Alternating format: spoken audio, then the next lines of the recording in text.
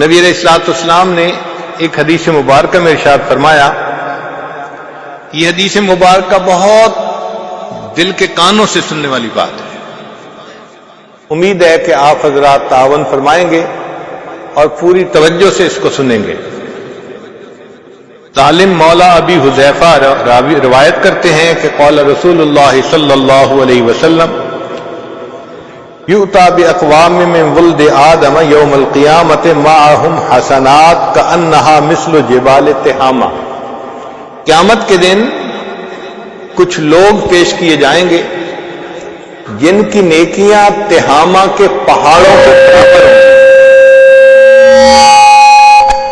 جن کی نیکیاں تہامہ کے پہاڑوں کے برابر ہوں گی، یعنی پہاڑوں برابر نیکیاں۔ اس کا مطلب نیکی کے کام خوب دوڑ دوڑ کے کرتے تھے، بھاگ بھاگ کے کرتے تھے۔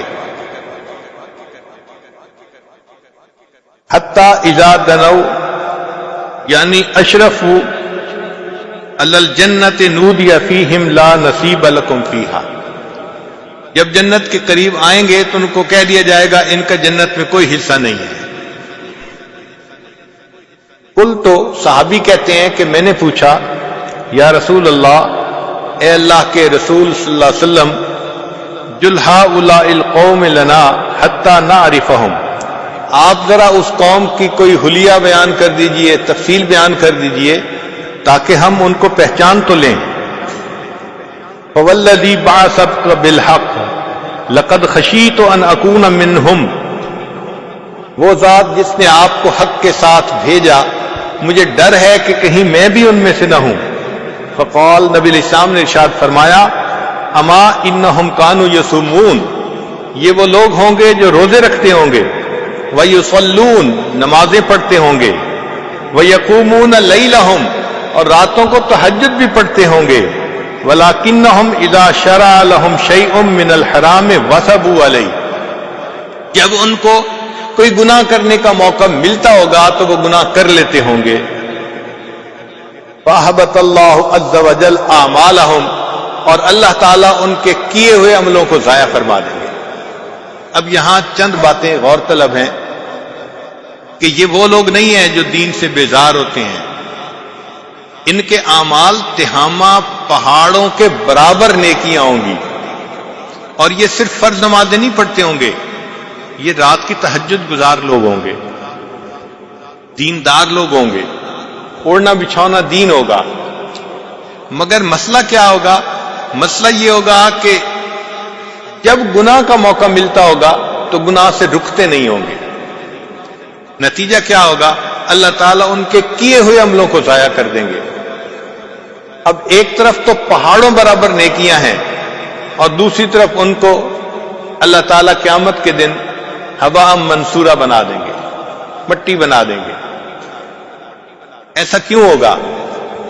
اس کی وجہ یہ ہے کہ یہ اللہ رب العزت کی پوجا کرنے کی بجائے اپنے نفس کی پوجا کرتے ہوں گے، اور یہ اللہ کے ساتھ شرک ہوگا۔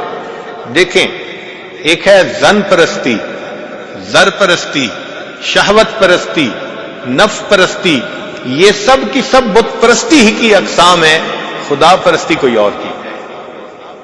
تو یہ اتنی نیکیاں کرنے کے باوجود بھی گویا بت پرستی کرنے والے لوگ ہیں۔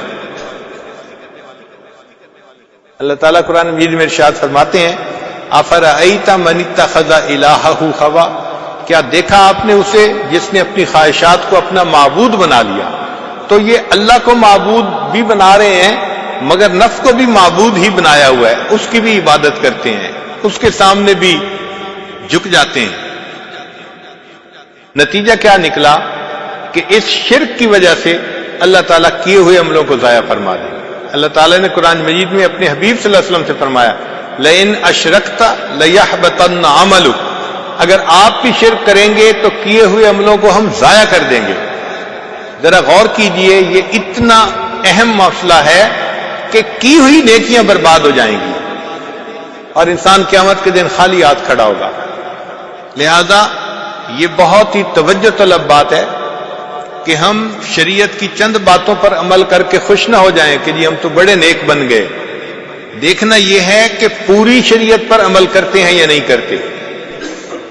اللہ کے سامنے پوری طرح اپنا سر جھکاتے ہیں یا نہیں جھکاتے. اور اگر منمانی کر لیتے ہیں، خفیہ گناہ کر لیتے ہیں، خلوت میں گناہ کر لیتے ہیں، تو اس کا مطلب یہ کہ ہم تو اپنے نفس کی پوجا کر رہے ہیں، جس کی وجہ سے قیامت کے دن پہاڑوں برابر نیکیوں کے باوجود جنت میں نہیں جا سکیں گے، جہنم میں جانا